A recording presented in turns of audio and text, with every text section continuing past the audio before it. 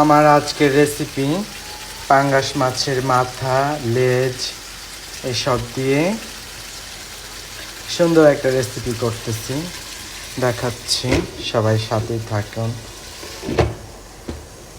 আর এই যেখানে বুটের ডাল সিদ্ধ দিয়েছি, বুটের ডালটা সিদ্ধ হলে পাঙ্গাস মাছের মাথা দিয়ে বুটের ডাল রান্না করব। খুবই মজা হয়, ট্রাই করবেন। হ্যাঁ, অনেকে আবার বলতে পারেন যে বুটের ডাল দিয়ে আবার পাঙ্গাস মাছের মাথা কেউ খায়? আমি খাই, কেউ না খাইলে, কারণ রাঁধতে জানলে সব কিছুই ভালো হয়। হ্যাঁ, রাঁধতে জানলে লোহাটাও ভালো করে রান্না করা যায়। সো যারা রাঁধতে জানো তারা সুন্দর করে রান্না করো। একদিকে ডাল সিদ্ধ দিয়েছি, আর একদিকে মাছের মাথা কষাচ্ছি। সো বন্ধুরা, সবাই ভালো থেকো আর সবাই সবার জন্য দোয়া করো। কেউ কাউকে নিয়ে হিংসা করো না, সবাই সবার পাশে থেকো।